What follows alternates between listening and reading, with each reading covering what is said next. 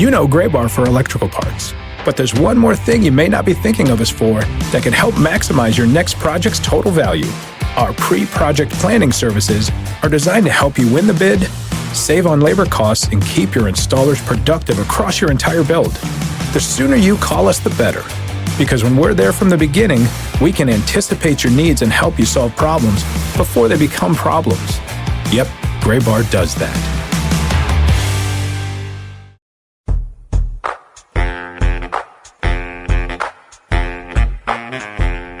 Whenever we reach a round number on the podcast, it feels like a big accomplishment. And this week's edition of the Show Before the Show podcast from MiLB.com is number 80. And that feels like a big deal. And then it just kind of seems as arbitrary as any other number. 75 seems like more of a milestone than 80. But anything that ends in a 0, you feel like, man, we made another 10 episodes. Crazy. Yeah, well, if we want to put it this way, I just looked up 80 in Roman numerals because we haven't gotten there yet for Super Bowl, so I don't know what it is off the top of my head. Let me see. I took Latin in high school because the Spanish and French teacher hated my sister. Is it LX? No, wait. Yeah, LXXX. That is correct. Yeah! Which just makes it sound like the super extra large podcast if you just look at it in a mirror. So that's true. That makes it feel like more of a milestone. I think we should go. Yeah, we should. Maybe we should just post this like the NFL did last year, changing from Roman numerals to 50. Yeah, we'll change from the number to Roman numerals for this one. Right. If they're not going to use them anymore, we're more than happy to take them. We'll inherit your Roman numerals. Sure, seems like a good idea. So, hey, with that, welcome in. It's the 80th edition of the Show Before the Show podcast from MiLB.com. I am Tyler Maughan. He is Sam Dykstra. You can find this show, if you've already found us, which it seems you have by the way you're listening to us right now. A big thanks to you for doing that. You can find us kind of all over the place. We're at MiLB.com/podcast. We're also on iTunes. We're on the Stitcher app. You can find us there as the Minor League Baseball podcast. And we got a lot coming up for you on the show today. The number 3 ranked prospect in the Los Angeles Angels organization, catcher Taylor Ward, will join the show from Scottsdale, where he is a member of the Scottsdale Scorpions in the 2016 Arizona Fall League. We'll have a conversation with Taylor coming up. Really good to get a chance to talk to him. I think our first Angels guy on the show, which is a good barrier to have broken down. And then a little bit later on in the show, we'll talk with our good pal Benjamin Hill about some promo of the year candidates for the 2016 MiLBY Awards. And that is where we kick off this week's edition of the show. We are going to, as Sam put it in the email today, we're going to eschew 3 strikes. And instead, we're going to just dive into MiLBY categories. We're going to go with the 5 biggest.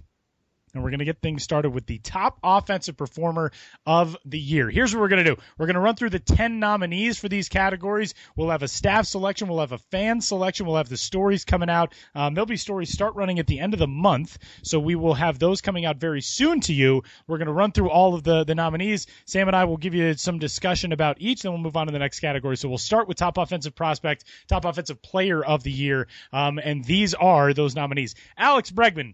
You may have heard of him. A very good prospect in the Houston Astros organization, who this year just tore things up on his way to the big leagues, where he ended up by the end of July. This season, in 80 minor league games, slashed 306, 406, 580, did Alex Bregman. Those are good numbers. Dylan Cousins, Double-A outfielder in the Philadelphia Phillies system, bashed 40 home runs this year. He was the Joe Bauman Award winner as the minors home run leader. David Dahl, the outfielder in the Colorado Rockies system, slashed 314, 394, 569 in 92 games between Double-A Hartford and Triple-A Albuquerque before he, too, reached the major leagues late in the summer. Mitch Haniger, the outfielder from the Arizona Diamondbacks organization, a fantastic season, posted a 407 on-base percentage with 21 extra base hits through 55 games at the start of the season. And that was just in Double-A, and then jumped up at Triple-A and got even better, hit 341 over 74 games there. Rhys Hoskins, 38 home runs. He was chasing his Double-A teammate, Dylan Cousins, in the Philly system for that homer title basically all summer. Really impressive season from Rhys Hoskins. By the way, just as a fun wrinkle, both Rhys Hoskins and Dylan Cousins played in the Australian Baseball League, did not play as teammates in that league, now playing as teammates in the Philly system. Just kind of a cool little tie-in, one of those random baseball things from the past in their careers. Francisco Mejia, catcher in the Cleveland Indians organization, you may remember of the 50-game hitting streak this year, the longest of any minor leaguer since the 1950s. Yoan Moncada, who just crushed the baseball all over the place this season in the Boston Red Sox organization, all-world second baseman. Brandon Nimmo, the outfielder in the New York Mets organization, hit 352, 423, 541 in 97 games this year, and joined the podcast, by the way. Tyler O'Neill, who just continues to kill the ball all over the place for the Seattle Mariners, who's currently in the Arizona Fall League, bashed another 24 homers and drove in 102 runs this season, led the Southern League in slugging, RBIs, and total bases for Double-A Jackson. And finally, Hunter Renfroe, who's the Pacific Coast League's most valuable player in 2016. AAA National Championship game appearance for El Paso. Hunter Renfroe was really at the forefront of that. He slashed 306, 336, 557. Sam, your thoughts on the top offensive players of the year for the 2016 MiLBYs? Yeah, so I think we have a pretty good mix here. I know other publications have come out with their minor league player of the year already, and it's actually been kind of interesting to watch to see what different people value and to see just the wide range of picks. I think Alex Bregman has won a couple of them. Yohan Moncada has won a couple of them. I know there's a lot of talk about Dylan Cousins potentially winning other ones. So it's nice that there's not one clear-cut answer here. Personally, when we were going through who we think should win, I think I might have had Alex Bregman at the top of my list. Some people might not like the fact that he only played 80 games this year, but Tyler ran through his stats. This is a guy who hit 20 home runs in 80 games, also stole 17 bases, just tore it up at Double-A, got even better at Triple-A. And was up in the majors, by the end of July. While he was here, I think he was the best hitter in minor league baseball. That's the problem, though, is that if they're the best hitter in minor league baseball, they aren't going to be in minor league baseball very long. So how you at home kind of evaluate that, I'll leave that up to you. I think on the podcast in the past, I said, if Tyler O'Neill goes on a crazy run in the Southern League playoffs, he's definitely worthy of your consideration. Well, we certainly know he did that, helping lead Double-A Jackson to a Southern League title, was also the postseason MVP and the regular season MVP in the Southern League. So he's, another guy worthy of your consideration. If you're a guy if you're somebody who watched this guy do well, the hitting challenge in the AFL over the weekend, just know that it shows up in games as well. I think he hit the ball off the tee out of the park. He's the first guy ever in the hitting challenge to do that. Just up and down this list. We'll touch again on Mejia in a little bit, but I'll kind of leave that off to the side. But yeah, you certainly can't go wrong. I think with any of these picks, it was tough limiting it to 10. Never mind trying to pick just one. I really like Brandon Nimmo, too. Brandon Nimmo's season this year, he only played in 97 games, and that, to me, makes it even more impressive because the amount of trips he had up to the big leagues and back, Michael Conforto was kind of in that same boat. But to hit 352, 423, 541 in 97 games with all of that time during which you're having some stretches where you're not getting regular at-bats because of the time that he spent in the major leagues is extremely impressive to me. Yeah, it's Las Vegas. Yeah, it's the Pacific Coast League, but still a lot to be excited about there. There are a ton of fun names on this list, and it was really, really tough to narrow it down just to 10. Mitch Haniger, I think, is a guy who really deserves a lot of consideration, too. Wrote about him for the organization All-Star Stories in the D-backs system, and a guy who really broke out this year and has it seems like right now, a pretty high ceiling if he can find his way to the big leagues and stick. If he does what he did this season at Double-A and Triple-A, going to be a lot of fun to watch in Arizona. Top starting pitcher. We'll move to that one next, and we'll start in the New York Yankees organization with the right-hander Chance Adams, a product of Dallas Baptist University. Unbeaten in 12 starts with Class A advanced Tampa, then jumps up to Double-A Trenton, wins his first 8 decisions there in total. 13-1, 2.33 ERA through 127 and a third innings pitched this season. P.J. Conlon of the other New York system, the Mets organization, kind of comes out of nowhere. Born in Northern Ireland, which I love about P.J. Conlon. Really cool story. Raised in California. He put together a string of 7 straight wins in his first 8 starts in April and May for Class A Columbia, then gets jumped up to the Florida State League in 12 outings there, 1.41 ERA. Back in the Yankee system, Dietrich Enns, a left-hander, 14-4, 1.73, finishes the season with AAA Scranton Wilkes-Barre. Tyler Glasnow, right-hander in the Pittsburgh Pirates system. He's been so good for so long, and he's still just 23 years old. This year in the International League, 8-3, a 1.87 ERA in 20 starts. Steven Gonsalves, the left-hander from the Twins system, in Double-A this year with the Chattanooga Lookouts, 13-5, the 2.06 ERA. Josh Hader, who kind of slipped under the radar a little bit when he made the climb to Triple-A Colorado Springs. Fantastic start to the season with Double-A Biloxi in the Milwaukee system, a 0.95 ERA and 11 starts there, and he still still posted a season-long ERA of just 3.29 despite a 5.22 mark at AAA Colorado Springs. And even there, he struck out 88 batters in 69 innings, which is a pretty nice total. Mitch Keller, the right-hander in the Pittsburgh Pirates system, 8-5, 2.35 ERA, and a breakout season for him, second-round pick back in 2014. Ben Lively in the Phillies organization led all of minor league baseball with 18 wins. He went 18-5 at 2.69 ERA this season. Perfect with Double-A Reading with a 7-0 mark, then jumped up to the International League. He was tied for the International League lead in wins and did not make his first appearance in AAA until May 27th. And yeah, pitcher wins, whatever. But he limited batters in the International League to a 196 batting average through 117 2/3 there. Brock Stewart, the right-hander in the Dodgers system, rocketed through the system this year. Started the year with Class A advanced Rancho Cucamonga. Then he's in the big leagues, like midway through the season, it felt. Saw its time both at Rancho, at Tulsa for Double-A, and at AAA Oklahoma City before getting the call to Los Angeles. And finally, Brandon Woodruff back in the Brewer system, 14-9, 2.68, finishes his year with Double-A Biloxi. Sam, a lot of good starters in this group as well. Yeah, and what I think the interesting thing here is there's not as many top prospects as there are for offensive players. Yeah, definitely. Some of these guys are, like you said, a guy like P.J. Conlon, a guy like Chance Adams, Dietrich Enns.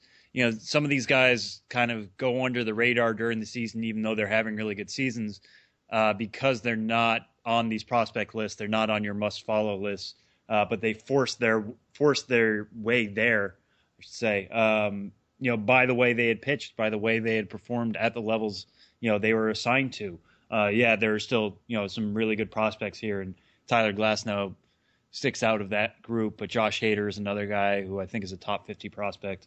Gonzalez has worked his way into the top 100. Mitch Keller, the same thing. So there's a good mix there. But it's kind of cool to see the guys who necessarily weren't on our radar put themselves there. The guy I will highlight in that kind of vein is Brock Stewart. This is a guy who started the year at High A Rancho Cucamonga.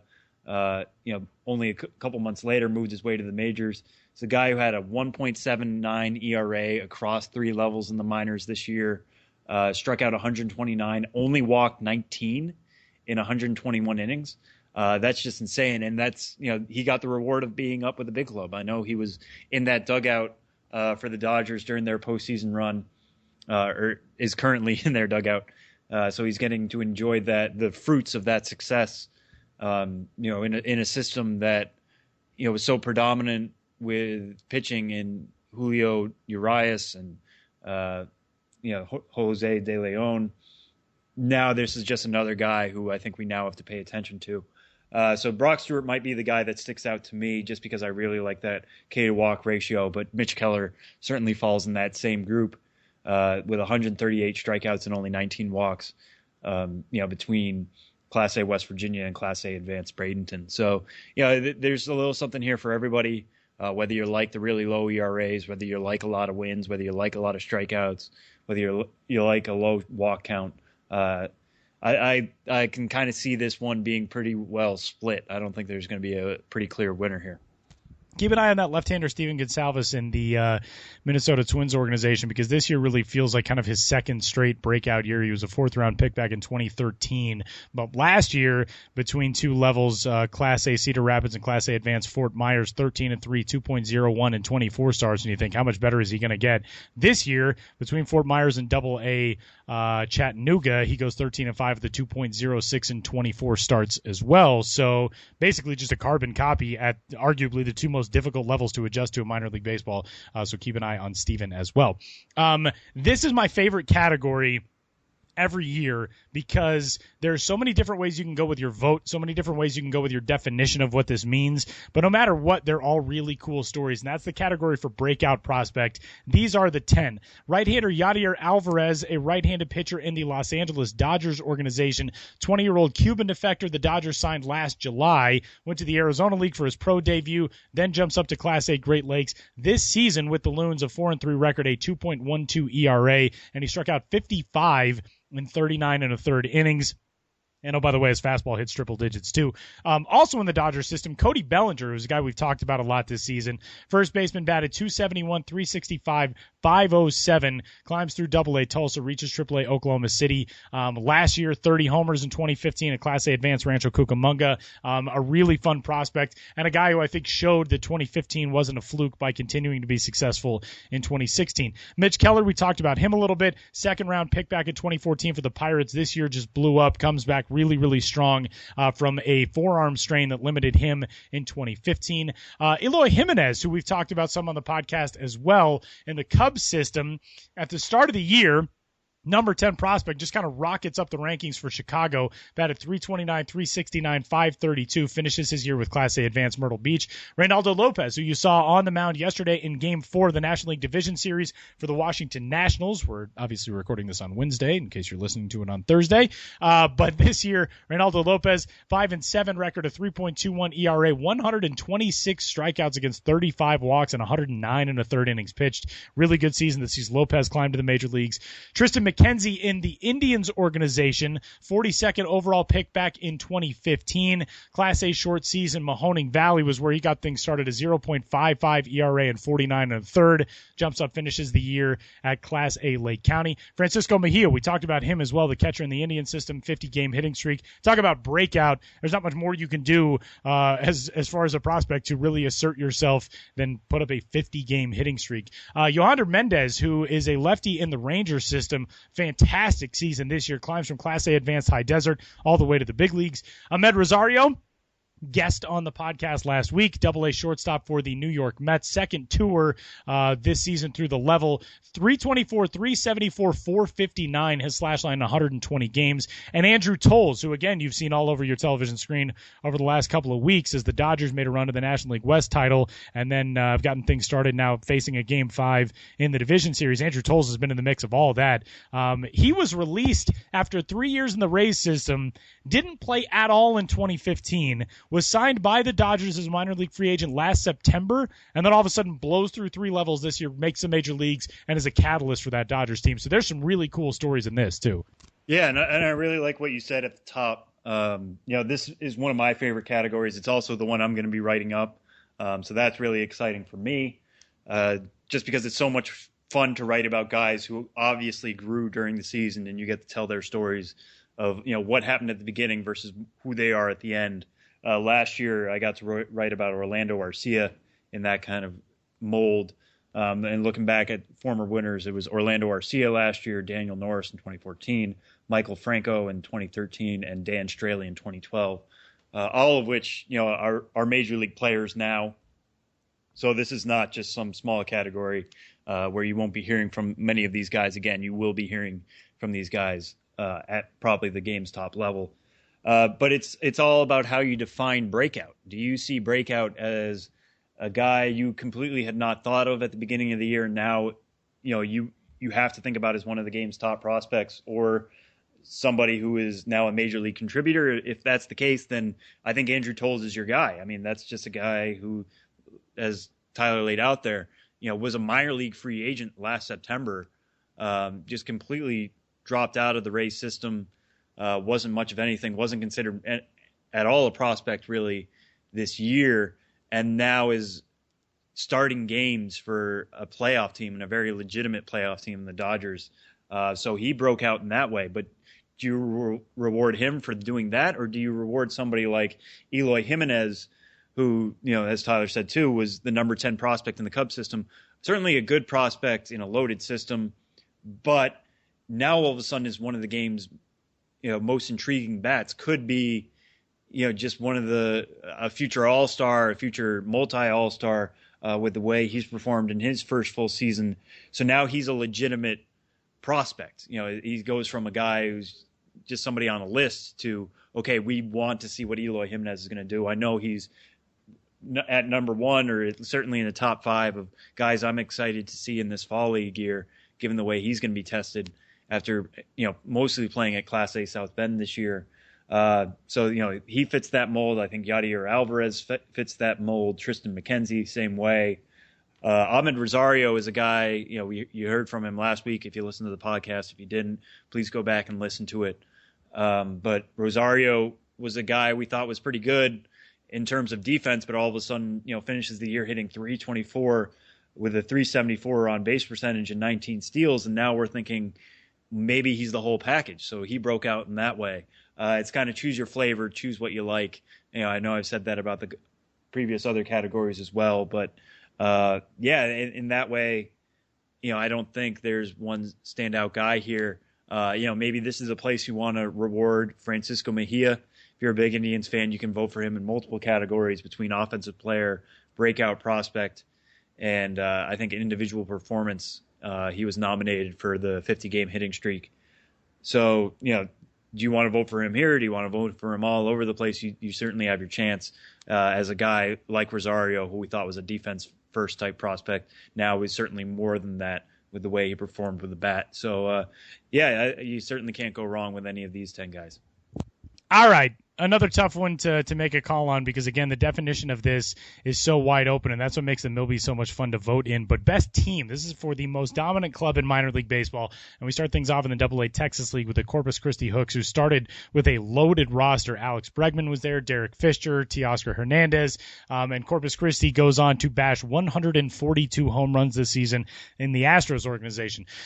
Eugene, the Class A short season Eugene Emeralds, win their first title since 1975. They also broke their own Northwest League record with a 15-game winning streak. At the rookie ball level, the GCL Phillies saw the top draft pick in the 2016 Major League Baseball first-year player draft, Mickey Moniak, lead their way to the postseason with 28 RBIs and 10 stolen bases. The High Desert Mavericks, one of the craziest stories in recent memory, really, in minor league baseball, team that was contracted from the California League at the end of the season, but also won a title before that happened. The Mavs closed down the franchise with a California League championship. Jackson Generals winning their second title in franchise history, the AA affiliate of the Seattle Mariners. We talked about Tyler O'Neill, DJ Peterson, a good year there as well as Jackson rolled to a title in the Southern League. The Myrtle Beach Pelicans win their second consecutive Carolina League title after having not won one since 2000, and they did it without top prospect Gleyber Torres, who was traded from the Cubs to the New York Yankees in that midseason deal for Aroldis Chapman. The Oklahoma City Dodgers, one level below the Major League club, which has needed so many reinforcements this year. Oklahoma City, even despite all of that craziness, all of the turnover with that roster, still this year behind a pitching staff that was anchored at first by Julio Urias and then later on by Jose De Leon, now the top prospect in the organization. They led the PCL with 1,245 strikeouts as a unit. The AA Reading Fightin' Phils with a couple of guys who were chasing down 40 home runs. Dylan Cousins got there. Reese Hoskins fell too shy. A combined 78 home runs between those two. They led all three AA leagues with 1,309 hits and 790 runs, did Reading. Scranton Wilkes-Barre, the Rail Riders, winning the Governor's Cup and the AAA National Championship game in the Yankee system, and the State College Spikes in the Cardinals organization in the Class A short season New York Penn League scored 378 runs and won their second title in 3 years. It's like everybody is such a worthy contender, and not just the teams that won titles. I mean, even the teams that didn't win titles have good arguments for this award. Yeah, no, I want to, kind of stress that this isn't, all right, we're going to set up a 10-team tournament and who's going to win. That's not what we're talking about with best team. We're talking about really however you want to define it. So maybe you do want to say, listen, the Scranton Wilkes-Barre Rail Riders won a AAA national championship. They would be better than all these other teams on here. That's how you can vote, but you're certainly not obligated to do so. It's, who did the best in their environment, who did the best given their circumstances, all of that kind of rolled into one. There's one I kind of want to defend because, when I was coming up with these lists, I definitely wanted this team on here, even though they didn't win a championship, was the GCL Phillies. We certainly don't talk a lot about the GCL either on the site or on the podcast more than any other league. And that's just because it's a complex level. Not a lot of fans show up. It's usually just first season rookies finding themselves. It's just a chance for those guys to set themselves up. But those GCL Phillies just went on a tear, there in the Gulf Coast League. Mickey Moniak's the guy who stands out there. They had a number of other notable Phillies prospects, but this is a team that went 43-15 for a winning percentage of .741. So almost, 75% of their games, 3 out of every 4, they were winning. And I think that was the best winning percentage among all domestic teams this year. Obviously a smaller sample than some of these other leagues that play 140 games, but that's when we're talking about best team nominees, that's the kind of teams, those are the kinds of teams that I think should be at least nominated. So I wanted to back that up just a little bit. But yeah, some of these other ones, if you are looking for a sentimental favorite, I think it's got to be High Desert. Send them off, with a MiLBY. We don't have official awards to send any of these guys. We've gotten questions on that in the past, but it would be nice, to kind of send those guys out with something like that, after they not only won a California League title, but have to close their doors. For now, at the very least, that would be a chance to go out on top. But, as I said, you have plenty of other options. If you're looking for teams that are really good prospect based, I think Reading is certainly one of those teams. They started out the year with guys like J.P. Crawford, Jorge Alfaro, but at the end of the year, we're talking about Rhys Hoskins and Dylan Cousins as their leaders. So a lot of fun to watch teams like that. Or Corpus Christi, started out the year with Alex Bregman. By the end, we're talking about Derek Fisher and Teoscar Hernandez and J.D. Davis. So, with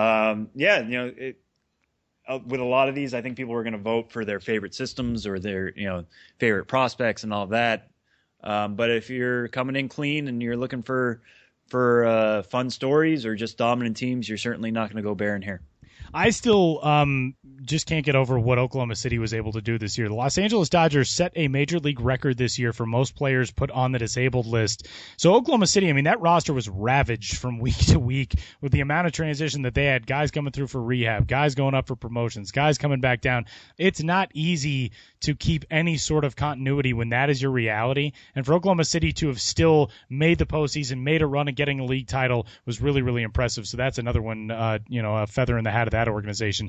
The last one that we're going to talk about, and then we'll touch on some of the final categories, but the last one we'll go in depth into is the Best Farm System Award, which is, again, one of those kind of, I guess, molding sort of parameters where it's, do you look at win percentage? Do you look at the guys who graduated to the major leagues? Do you look at the way the lower level prospects climbed? You can kind of mold those to your specifications in order to cast your vote, but these are the 10 contenders for that. The Boston Red Sox, this year, the Red Sox lose out on prospects like Anderson Espinoza, Logan Allen, Manny Margot, Javier Guerra, Carlos Asuaje. Those all traded away in 2 deals, and still Boston's minor league system records a .556 winning percentage. Yohan Moncada blows up. Andrew Benintendi, obviously, to the major leagues. Very impressive season for Boston. Chicago Cubs, we've seen what the Cubs organization has done in graduating talent, major league talent over the last couple of seasons, and that talent continues to grow in the system. Yes, they traded away Gleyber Torres, but they still have Eloy Jimenez. They still have Trevor Clifton, Ian Happ, Heimer Candelario, guys like that. Cleveland Indians organization, that, I think, may catch some people by surprise. You know about Francisco Mejia, but beyond him, Bobby Bradley hit 29 homers. Bradley Zimmer was very, very good in the top levels in the system. The Indians, you kind of look at where the major league team is right now. You feel pretty good about it if you're a Tribe fan. Maybe brighter days ahead because that system is pretty talented right now. The Houston Astros, it seems like they're going to be in this conversation every year no matter what. Alex Bregman graduates, and still behind him, Joe Musgrove, Francis Martes, Derek Fisher, Kyle Tucker, David Paulino, guys like that. The Dodgers system, we continue to see, as we talked about with Brock Stewart, we continue to see guys kind of come out of nowhere in this system. Before that, it was Jose De Leon, a very low draft pick out of Southern, who comes out and just tears up the world to put himself on the prospect radar. This year, Brock Stewart does the same thing. That's after the graduation of Julio Urias. Cody Bellinger, another breakout year. Alex Verdugo, a very good season. The Dodgers with a lot of bright stuff coming through the pipeline as well. The Minnesota Twins, we talked about this a couple of weeks ago, even though we've seen some struggles from guys like Byron Buxton, Miguel Sano, Jose Barrios, there is still so much talent in that system. Tyler J. and Steven Gonsalves, we talked about Steven a little bit ago, both top 100 prospects on the mound, and they've had other guys behind those guys who have very, very good seasons like Cole Stewart. And still on the position player side, there are prospects like Nick Gordon and Adam Walker that really forced the issue in Minnesota. Those guys are going to be there sooner rather than later. The New York Yankees system, we've talked about a ton fun because of just how strange it is to talk about that as an organization that's building from within. That system is loaded right now, though. They bring in Clint Frazier, they bring in Gleyber Torres, they bring in Justice Sheffield, all top 100 players, and obviously they win a AAA national championship in Scranton Wilkes-Barre. Philadelphia Phillies, we discussed a minute ago just how good Mickey Moniak was this season, but Ben Lively, Jorge Alfaro, Thomas Eshelman, J.P. Crawford continues to be very good. Oh, and then there's Dylan Cousins and Rhys Hoskins with 78 combined homers. Seattle Mariners. This is one of the most fascinating ones to me because the Mariners last year were awful as a system in terms of winning. They had one of the worst winning percentages in minor league baseball. This year, we talked to Andy McKay, their new player development director, talked to him over the offseason coming into 2016 on the podcast. He said one thing we're going to emphasize is winning. And that turns into the best winning percentage in minor league baseball for Mariners affiliates. This season, Tyler O'Neill and Luis Gohara really the guys who stand out in that organization. Gohara and O'Neill right now already doing some good work in the AFL. And finally, the St. Louis Cardinals, Alex Reyes and Luke Weaver, their top pitching prospects, got some late season call-ups. And even beyond them, really good performances on the mound from guys like Harrison Bader. Sandy Alcantara was a strikeout freak this year. So that is a system that, despite some struggles at the major league level this year, it's not like the Cardinals are in a downturn. There's still a lot on the way there, too. Yeah, and I'm glad you mentioned this at the top. I don't think it comes up too much in our blurbs that we have on the site, but all of these teams finished, I would say, in the top dozen, if not higher than that, for some of them, in the top dozen or so winning percentages among farm systems. So, we're not looking at this necessarily just through the lens of, player development and guys getting better at the end than they were at the beginning, although you can certainly give them points for that. I know I certainly would. But, we're the minor leagues, right? This is minorleaguebaseball.com. Or MiLB.com. This is the Minor League Baseball podcast. We're looking for results on the field as well. And all of these systems that Tyler just went through are teams that not only, graduated talent, got a lot of good, solid prospects, turned guys into top 100 prospects, but also, won games on the field. And in that way, I think you kind of stole the words right out of my mouth with the Mariners system. That is a system I don't think anybody would have considered, a top farm system at the beginning of the year. I don't know if you would still necessarily put them in that list, but Tyler O'Neill is now definitely a top 100 prospect. Luis Gohara is a guy who I know a lot of people are excited to see at this year's AFL for the way he pitched, this year in the lower levels. Edwin Diaz, this was the year that they decided, we're going to go from trying to make him a starting pitcher to just making him a reliever, and he became an elite one, and that started at the minor league level in Jackson. So the Mariners, you may sit there and think like, well, they don't have as much talent as the Yankees or the Red Sox or the Cubs or the Phillies or something like that. But maybe they want to earn your vote because this is a team that they won a lot of games. I think they had the highest winning percentage in the minors. They had some champions in Eugene, in Jackson. And, this is a time that you get it, or this will be your chance to reward them for that. But, there are so many of these farm systems that I don't know if there's a clear-cut top one in the same way that there was last year when we were talking about this, with I think it was the Astros who won last year, the way they graduated Carlos Correa. A.J. Reed was the offensive player of the year. They had made the playoffs for the first time after their, process of trying to, rebuild the farm system, and it all came to bloom last year. I don't think that exists this year, the same type of thing. The Astros are again here, obviously, but not the clear-cut winner that they used to be. So vote the way you want. We're going to be announcing our winner. We've already chosen. Vote your conscience. Vote your conscience. America. I think I have to throw that in there, and not in a Ted Cruz type of way. I legitimately mean, please vote your conscience. Vote your conscience. I don't care which way you vote. And so this will be a fun one to see how the fans kind of take it in the way we took it when we were voting on the staff vote.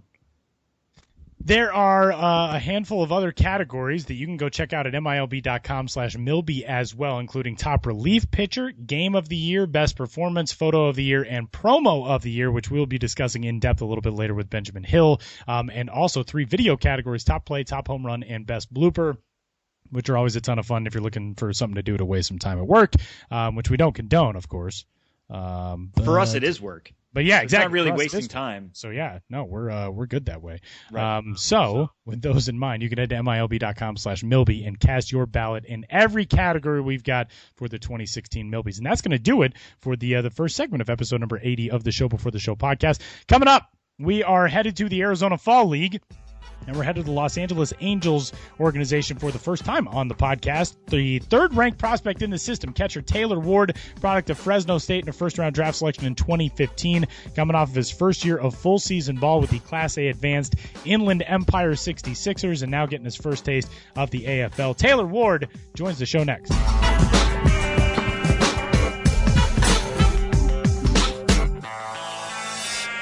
Talking a lot of Arizona Fall League today, and we head down to the AFL for the first time in the 2016 season, where we find our guest for this week's edition of the Show Before the Show podcast. It is the third-ranked prospect in the Los Angeles Angels organization, catcher Taylor Ward, who is a member of the Scottsdale Scorpions for the 2016 AFL, and coming off a heck of a good opening day in AFL action. Taylor, welcome to the show. What's going on?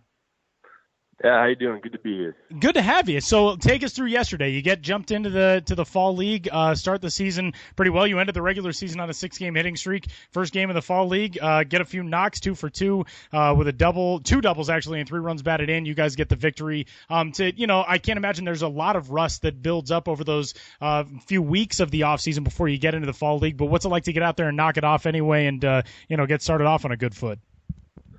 Oh, it always feels pretty good to get off on a nice note, and things I took away from this past season and all the learning process and stuff that I had to go through during the struggles and the highs of the season, and I just really took that into the month that I had before coming out here to Arizona. I actually built a batting cage in my backyard this past off season, so when I went back, I was able just to go back in there and really work on some things, and I think I really hammered them out. Just really working on some timing and rhythm things that have really shown in the box score. And it's baseball. Luckily, those balls fell yesterday, and just have to come out and hit a couple more balls hard today. The first round of the 2015 draft, you went to the Angels with the 26th overall pick, and then all of a sudden, you get thrown into this fire of pro ball. You go off to Orem, you play in the Pioneer League, then it's off to Burlington. You get 24 games toward the end of your first year in full season ball, and then your first full season this year is in the California League, which is a tough level to jump into. But to be able to now have this opportunity, you're going against, basically all-star teams every day in the AFL. What does that do for you, just competitive-wise and mentality-wise, knowing that the Angels think this much of you, they want to see you in action against really top flight competition, handling really top flight staff, seeing really good pitching, being able to have that as an opportunity at the end of your first full year in professional ball? Oh, absolutely. Having them send me here, it shows that they really like what I'm doing and what I've been working on this past season. And, getting with Jose Molina and Mike Sosa earlier in spring training, getting with those guys, they totally changed me, for the better. And, finally having a catching coach and catching coaches is being surrounded by guys that have been playing the game for years, years on years. And, to have those guys next to me, it's showing up in the games and doing everything that I can. It's a fun little process, and, to be here under the Angels, and it's awesome. It's awesome. These are players that you'll see, in the big leagues one day. These pitchers, this electric stuff that they have, and being able to face this stuff on a consistent basis will only help. Yeah, and you kind of touched on it there. One thing I wanted to get to, it's something we always ask guys head to the AFL. Just how do you kind of view it? Is it another chance to build on things? Is it a chance to measure yourself up? When they told you were going to get this opportunity, how did you kind of view moving to the Fall League? Oh, I was very excited. I've heard, from growing up, watching baseball at this time in the season, watching the Fall League games on MLB Network as I was growing up and coming through college, it's something that, the best players go to. And I was excited to hear about it, when I was first told. I mean, it's an honor, and I'm happy to be here, especially repping the Angels. And your job as a catcher, it's a little different than other people getting sent down there. You have to work with a whole new staff, guys from different organizations, some guys from your organization, obviously. But being one of, I think, 4 catchers on that Scottsdale roster, what is it like trying to get to know some of these guys as pitchers and trying to learn their repertoires and also trying to share time a little bit behind the dish? Yeah, I mean, every time you come into a new team, you got to learn new names, and it gets tough sometimes. And it takes a couple of weeks to really get to know everyone, and hopefully, as the season goes on, we're able to talk more and really. Sorry, there's a helicopter landing behind me, but really, there's a point in time where you can really get to know these guys, walking around the outfield and asking them, how do they get ahead on the hitter? How do you get back into account, and how do you put hitters away? 3 simple questions that you can ask any pitcher, and they'll tell you. And just like that, you guys are, kind of on the same page even before I catch him in the game. So, I mean, again, just things I've picked up from my catching coaches, Jose. I mean, it's only going to help me, and I've I've really put my best effort into doing everything that I can. And you touched a little bit on it before to Tyler's first question. You ended the year on a particularly strong note. I think you had 7 homers between August and September. After hitting 224 before the All-Star break, you hit 274 after it with a 774 OPS. You mentioned growing and learning in that first pro season. How were you able to get better as the year went on, specifically offensively? Well, really just watching film and getting with people who have been observing me throughout the season, and getting with my hitting coach and Inland, and really talking about things and getting back to things that I was good at and where I had success, and little tinkering and changes that I had to do that really wasn't working in the batter's box, and I was able to make those changes the second half. Taylor, the California League is a tough jump for anybody, as we'll talk a little bit about the minor league season this year. To get to high A ball, high A and double A are kind of those weed out levels, and everybody talks about making that jump and how difficult it is to go from low A to high A and then high A to double A.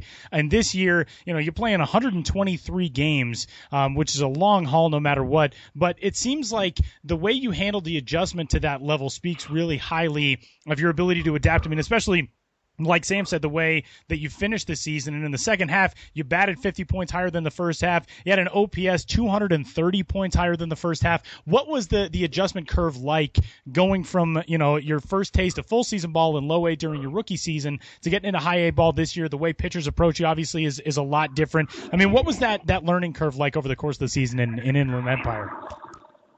Well, I mean, definitely going from each level, rookie ball, coming out of college, there's a lot of young pitching there, and you can really, really take advantage of what those guys are trying to do to you, being maybe even 3 steps ahead of them, and as you move up, low A, it was less, those guys are a little bit better, they can command the fastball a little better, they throw pretty decent off speed, and they can command it better than the guys in rookie ball. So every level, I mean, really it's just making adjustments and seeing what they're working on and what I'm working on, and trying to kind of hit to my strengths. And to be honest, it's kind of like a pitcher. A pitcher's going to pitch to their strength, and you're just trying to find the hitter's weakness and try to get him out by pitching to the pitcher's strength, and that's what I'm doing as a hitter. So in high A, I got to say that early on, the pitchers were very good. They could exceptional stuff. They threw hard, and I was having issues with timing and all the things that I worked on to get to where I am right now. So, it'll be the same thing next year, hopefully going to double A. It'll be tough, just having to make adjustments, and, guys who make adjustments throughout their career most likely have success, and that's what I'm trying to do. And we would kind of be remiss if we didn't at least acknowledge your defensive game. Anybody who does a scouting report on you, I think the first thing they talk about is your arm. A lot of people consider it above average. You threw out 38% of attempted base stealers this year. How would you kind of grow into a defensive catcher in that way, being able to limit the running game? What kind of steps do you think you need to take to kind of fill out your profile on that end? Well, from like a throwing standpoint, I've taken exceptional jumps.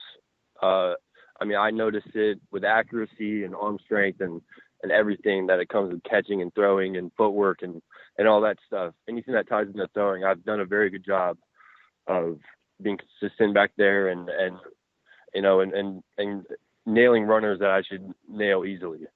You know, of course, at times and jumps and other things get taken in,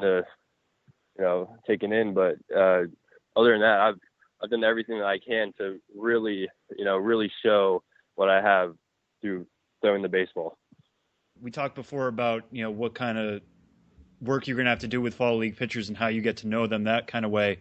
But when you found out this Scottsdale roster, which pitcher in particular were you most excited to work with? Well, you know, there's a few on this staff that I've played with in the past. James Caprillion, you know, Dylan Tate. We both played for USA, and you know, catching those guys. You know, I caught Dylan yesterday. Nice refresher. You know, he threw great, and I mean, James Sos today. He'll start. I won't catch him, unfortunately, but when I do, you know, hopefully we'll be clicking pretty well because he was very, very fun to catch back with USA when he was in college going to UCLA. So, you know, again, just learning. We got a lot of good dudes on this team, and just learning them every day. And you know, this is only the third day we've been together as a whole team. So we got a lot of learning to go. All right, Taylor, last thing for you. Your AFL experience is already, I would imagine, very different from a lot of AFL experiences for a lot of other guys, because you guys on that Scottsdale roster have a player that some people have been focused on. There was apparently about 1,000 people at the AFL game yesterday between and your season opener, which is not something that's very common in the Arizona Fall League, but it was yesterday, your 9-6 win over Glendale. Tim Tebow on the roster yesterday, 0 for 3 grounds out, made a play in the outfield. What's it been like? I mean, I don't want to call it a media circus because it's so different from, you know, what spring training would be like or what a regular season thing would be like. Yeah. But for the AFL, it pretty much is. I mean, what's that whole thing been like for you guys so far?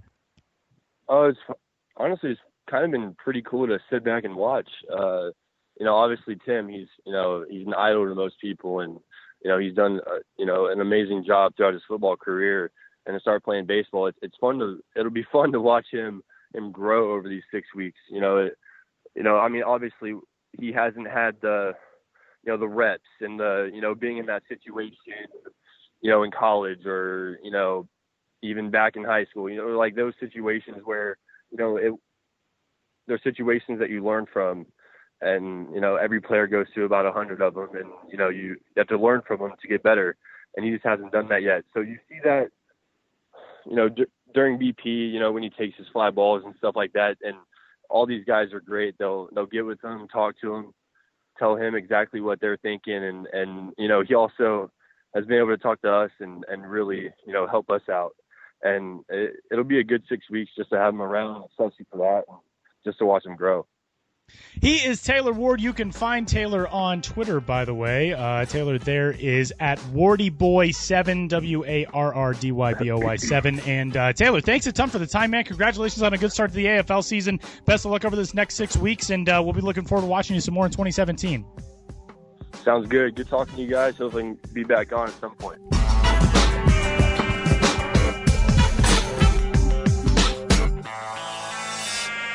Big thanks to Taylor Ward for joining the show. We're going to talk a little bit AFL later on, but we're going to continue the conversation on MiLBYs, which are up for your votes now at MILB.com/MiLBY, or MiLBYs, plural, if you so prefer. And one of those categories, one of our biggest categories of the year, Promotion of the Year, which is where we bring in Benjamin Hill, who is the guru of all things promotion. Hi, Ben.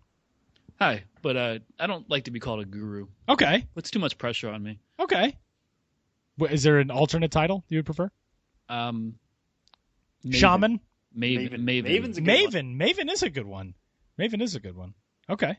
We'll go with that. The promo Maven. I almost said the Guru Maven. The Guru Maven. The Guru Maven, yes, that's me.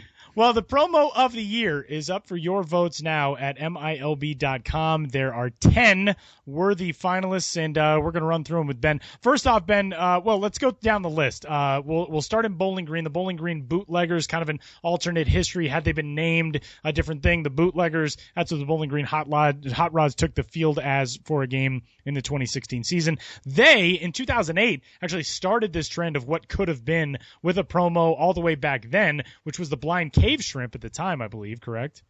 It was, and you say 2008 because that's what I wrote in my little capsule write-up of this promotion, and I'm now realizing that was incorrect, so I apologize to everyone. It was in 2009. Okay. But yeah, the Bowling Green Hot Rods, they did the first ever What Could Have Been night in 2009 with the Cave Shrimp, and so they returned to the concept this year and did the Bowling Green Bootleggers. The Cave Shrimp won Promo of the Year in 2009, so maybe history will repeat itself here.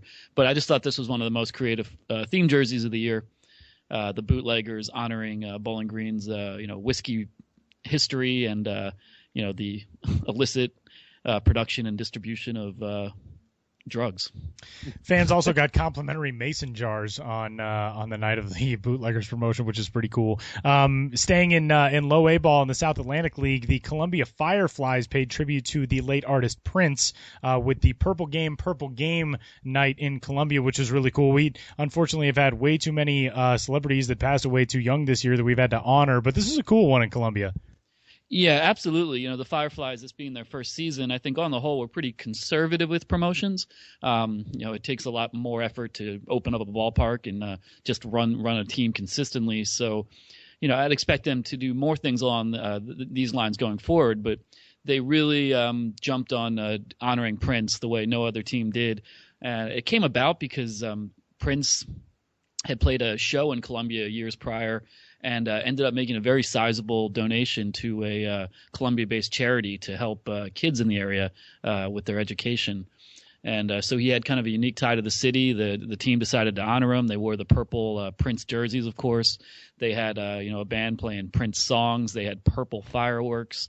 And then, of course, all the little minor league style details you'd expect, like if you drive a little red Corvette to the game, you get in free. Kiss Night. Always a good one, but El Paso kind of brought this to a different level this year with a themed jersey for Kiss Night, and they got to be sort of the team that first did a full-on Kiss Night in that regard, because it's not always easy to get these things approved, but El Paso took it to that length. Yeah, that's one thing that OT Sports, one of the leading theme jersey providers, in the industry, what they do sometimes is they get their own license to produce a certain type of jersey, and then the teams can just say, oh, we like that, and do it, and it's already licensed through OT Sports. So that's what OT Sports did. And it's funny, I was at the winter meetings last year at the trade show, and the OT Sports booth had these Kiss jerseys, and I tweeted out all right, what's going to be the first team to wear these Kiss jerseys? And Brad Taylor, the GM of the Chihuahuas, who's a huge Kiss fan, within hours of my tweet said, it's going to be me, just watch. And, he made it happen there at the winter meetings. And I think one of the reasons this promotion was so successful is there's the so-called Kiss Army. This is a band that has generations of fans, kind of like Star Wars. The peak of Kiss's popularity was probably around the same time Star Wars was coming out, but it's become one of those enduring legacy things now where, it's endured through decades. And so there's a huge fan base, and, that fan base loves to spend their money, just like with Star Wars, on the paraphernalia. So this jersey auction raised $20,000, which is the most successful jersey auction the team had ever had. And, of course, there's great visual elements when you're doing a Kiss promotion because of the face paint and the general theatricality of the band themselves. So it really translates well to minor league baseball, and I'd expect other teams to do it because you can really get the fans out there who love Kiss. Maybe they don't love baseball, but they love Kiss. Didn't El Paso's promotion of this promotion for the MiLBY, didn't that get retweeted by Kiss, the Twitter account or something like that? Yeah, Speaking it did. Of the Kiss Army. It did. The Chihuahuas, who won Promo of the Year just 2 years ago with the Chihuahua jersey, if you recall, the big close up, close up of a Chihuahua face, and so they're trying to win again just 2 years later, and they put together a little promo video saying vote for Kiss Night, and they tagged Kiss in the tweet, and it got a retweet. It actually got, and then it got a whole separate tweet just from the Kiss account, and they have over 1 million followers. So if I'm handicapping this race, I'm thinking Kiss Night might be in the lead, because I don't know of any other teams on this list that have gotten such a pronounced social media push. I mean, unless, we'll turn to this next one, unless there's big wedding fans out there, something like that. Maybe Fresno, the team that had the big fat Fresno wedding show, people could actually get married there this year. Maybe, I don't know who they would tag in it. But yeah, to kind of talk about this one, why it kind of stood out to you having so many weddings at the ballpark. Yeah, a lot of teams have had renew your vow ceremonies at the ballpark, and Fresno, they decided to have a wedding show, with all sorts of wedding related vendors coming to the ballpark, and they punctuated that by getting their mascot Parker ordained through the Universal Life Church. And so the mascot legitimately got ordained and then married 3 couples at the ballpark and renewed the vows of 3 others. This is probably the goofiest promotion among the finalists, and one that maybe didn't, really move the needle in terms of the number of fans who came out to the ballpark for it. But it's such a creative idea. Any team can do it, can get their mascot ordained. It got a lot of publicity nationwide just because it's so goofy and crazy. And I couldn't resist in my scientific process of narrowing this down and including the nominees.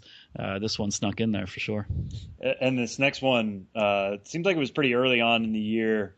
I remember we talked about it a little bit on the podcast really early in the season, but the life-size bobblehead Hall of Fame in Harrisburg inducted Vlad Guerrero, Cliff Floyd, and Bryce Harper. I remember they got Vlad to show up.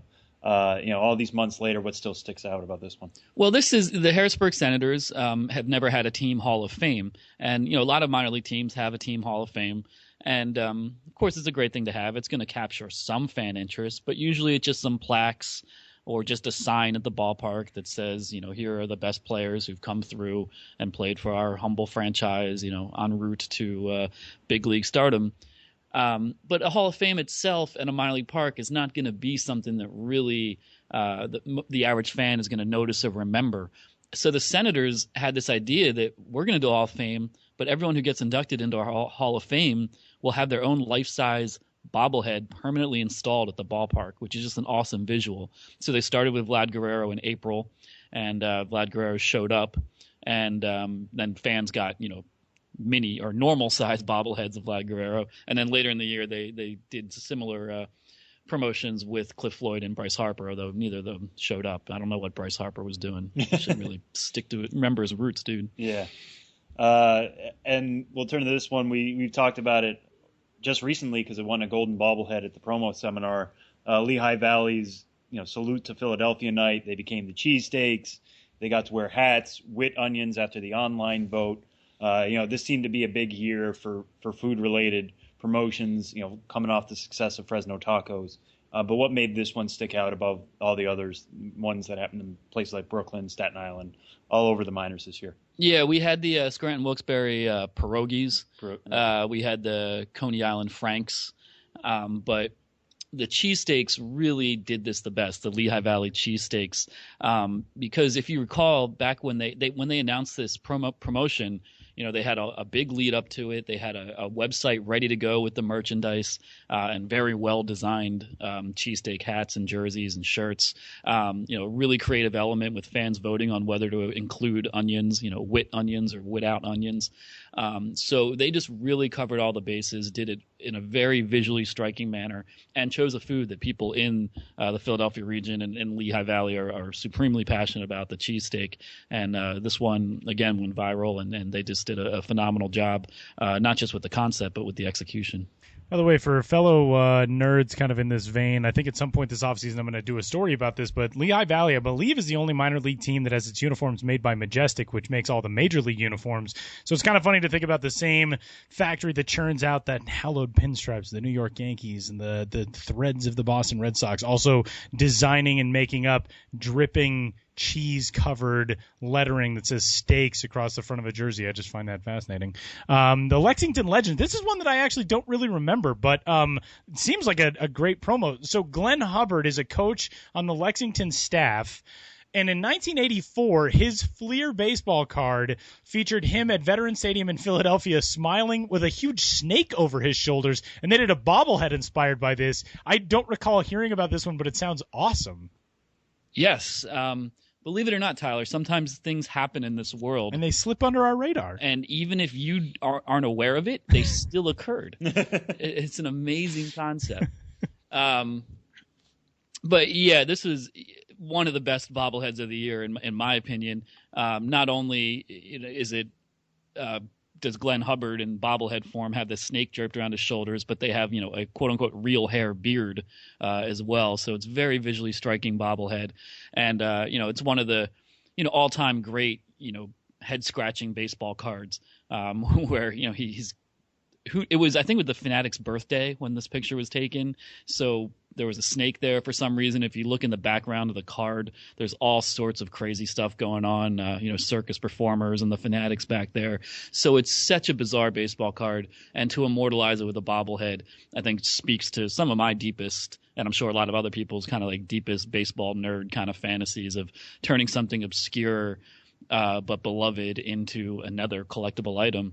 And Glenn Hubbard's on the coaching staff, and I've talked to people with the Legends, and apparently he's a pretty old school, no nonsense guy. So he's very kind of conflicted about this promo, kind of being like, "Are you kidding me?" I don't think he really got in the spirit of it. But at the end of the day, it got a lot of attention, and I think even Glenn Hubbard was happy because I think he was contacted by people who he probably hadn't talked to for a long time because this got so much publicity, and it honored a truly great baseball card. And I think coming up next will be the Billy Ripken 1989 Fleer bobblehead. Oh, that would be perfect. Kind of turn into something that pulls a little bit more at the heartstrings. Omaha's Let's Go Miles night. I think they called it their superhero night, but this was also supposed to honor a superhero, kind of among us. Miles Mortensen, 4-year-old son of Omaha pitcher Clay Mortensen, who has been fighting cancer since 2014. The team put together a night to honor him in June. What was that? How did that come together? What were they able to do for 4-year-old Miles?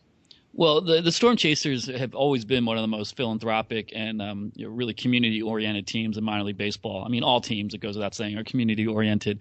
But Marty Cordero, the GM, and his staff have really gone out of their way through the years to do above and beyond charitable events. And this takes a tragic situation, a 4-year-old with cancer, and the support that they were able to muster for his cause through these theme jerseys. Not only did they wear superhero theme jerseys honoring Miles, but they had a contest to design the jerseys and then had a vote to pick the winner. And so there was a real strong lead up to this promotion. And superhero nights are one of the biggest recurring theme nights in minor league baseball. But to take that concept and say, who's the superhero here? It's this 4-year-old kid who's going through something horrific, as is his family, and we're going to support him, and we're going to kind of redefine what true heroism is. I think that's a great concept, and they raised a lot of money for Miles and for cancer charities in general. And I thought it was one of the best, from the fundraising aspect, one of the best fundraising promotions of the year. That is a really, really cool one. And by the way, you can find more information about the organization at facebook.com/letsgomiles. And as of last month, there was an update that Miles was gearing up for round 4 of chemo and antibody therapy at a hospital in Arizona. So you can go check that out and throw all of your weight behind ending childhood cancer, because I know that's near and dear to a ton of people's hearts. Man vs. Marathon was another charitable endeavor taken on by the Scranton Wilkes-Barre Rail Riders. And this was last season, the Rail Riders brought 12 teams of 5 runners each. And this is such a clever idea. They tried to run a team marathon in less time than it took to play that night's 9-inning game. And I mean, that's one of those things that you think of as it's being laid out and you think, man, that is an ingenious idea. I mean, what was the story behind this one? Yeah, and it took a lot of coordination too. And, like a lot of things, it sort of just started as an offhand comment, kind of a joke. The staff, this year's Rail Riders team, for whatever reason, was just in the habit of habitually playing 3-hour-plus ball games, and the staff just started to joke, like, what would take longer, to run a marathon or to play our games? And from that just kind of offhand remark, they got the idea of like, well, let's actually do it. So they designed a course that that it was only about something like a 0.4 mile lap, that was outside the ballpark and then back inside and running on the outfield concourse. And so all during the game, they had these marathon teams, running laps, trying to defeat the ball game itself in terms of finishing. And I think only one of the teams did, but there was a team of runners that played that completed the marathon in less time than it took to play the ball game, and it was about a 3 hour and 5 minute ball game. And proceeds from that went to charity. And the team on the field, the Rail Riders, wore glow in the dark like running bib style theme jerseys. So they took it to another level with that element as well. And finally, we'll end by taking our vegetables with asparagus night there in Stockton in a year Nicely done, Sam. Nicely done. I've been working on my segue I like it. on our off days. In a year that felt so dominated by, when you've got food nights, it's the more delicious stuff, the more ballpark friendly stuff. Why did Stockton turn to asparagus, and what made it a successful night as far as these things go? Well, Stockton in the Central Valley of California, has a ton of agriculture. It's one of the most important industries in that region for sure. And Stockton is known as the asparagus capital of the world. There's a ton of asparagus grown in that region. So this is a local pride thing. And a couple years ago, the ports introduced a asparagus alternate logo. And it has 5 o'clock dock, this grizzled sailor type holding stalks of asparagus. And they just continue to take this asparagus, their love of asparagus, and just keep pushing it further and further. And this year they wore asparagus themed jerseys and asparagus trivia questions, and of course all sorts of asparagus specialties at the concession stands, including the asparagus hot dog, which I got to see when I visited Stockton later in the year, and it was a very polarizing thing, putting asparagus on a hot dog.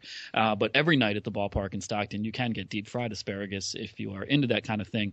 And when I did visit Stockton, I did talk to the team about the promotion, and I did hear that maybe the bathrooms are not where you want to be on asparagus night. Oh, that's a good point. It's a good disturbing point. Those are the 10 finalists for promo of the year, which will be up on the site as your votes are all tabulated and counted, and hopefully no voter fraud. An overblown problem in the MiLBYs. Obviously, we've got very strict controls over these things, but.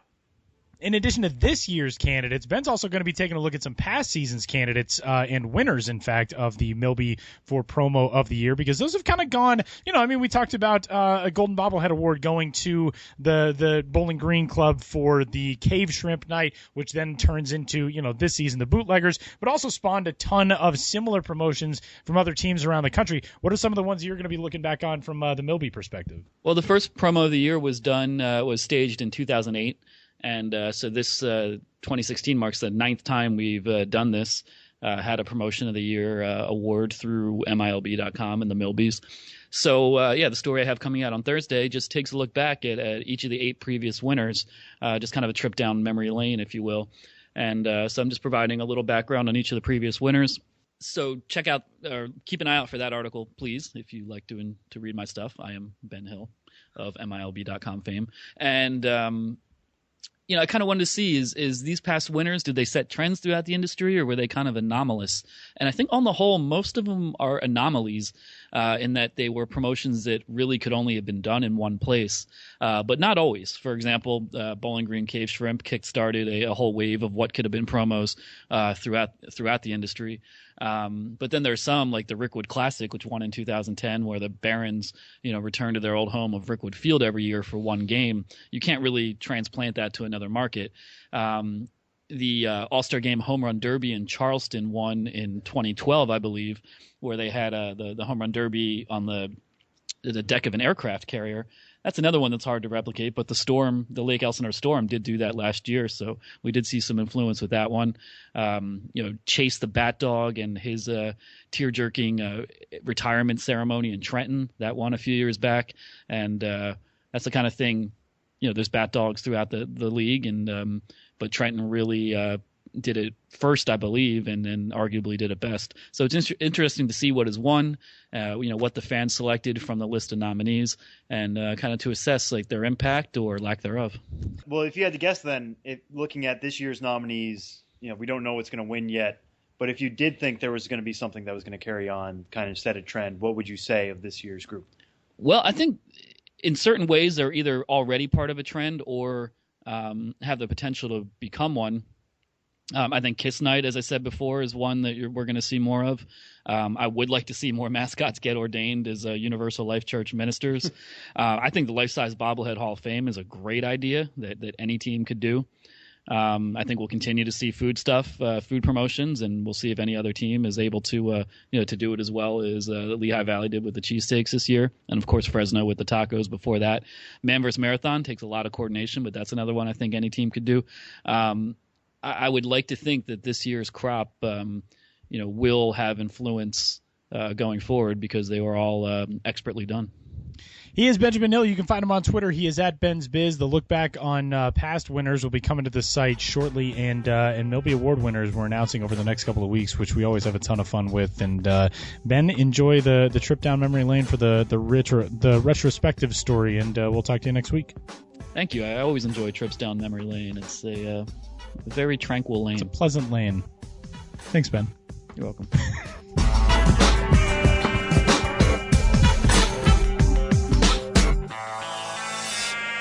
Taylor Ward on Twitter at WardyBoy7 with 2 R's in there, by the way, just to clarify, because WardyBoy7 with 1 R is way too cool for everybody and has his account locked, and also is not Taylor Ward. So no reason for you to go check him out. So WarrDYBOY7 for Taylor Ward. Benjamin Hill is at Ben's Biz. You can find him there. You can also find Sam Dykstra on Twitter. He's at Sam Dykstra, MILB, and I am at Tyler Mon. And that's going to do it for the 80th edition of the Show Before the Show podcast. Before we get out of here, though, tons of stuff coming up to the site as we roll into Org All-Stars. We are fully into Organization All-Stars now with a handful of teams already out and continuing those really all the way up until Christmas. And also Arizona Fall League notebooks get started this week. I'm planning on catching up with Jared Miller of the Arizona Diamondbacks organization. Last night struck out 4 over an inning and 2/3 in his AFL debut. That story will run on Friday. That's our first AFL notebook. So yeah, we're getting things started fast and furious with the AFL. Yeah, no, that we're being thrown right in there with the rest of everybody else. And those notebooks are always kind of fun because they give us a chance to focus on some of the guys who, there will certainly be some top prospects focused there. But like you mentioned, it's also a chance to talk to some of the relievers and guys we don't necessarily talk to during the season, see how they're measuring up against, what is essentially prospect finishing school in the AFL. So I always enjoy those. Red Sox Org All-Stars I had this week that ran on Monday. Please read it. There's nothing really I could add to it here on the podcast. But if you have any questions about the Red Sox in their farm system from this year, please tweet them at me. I'll be more than happy to talk you through it or talk with you about your thoughts about a pretty good year in the Boston organization, ALDS sweep notwithstanding. So, I think it was a good, solid week for the offseason, and we're only going to build from here.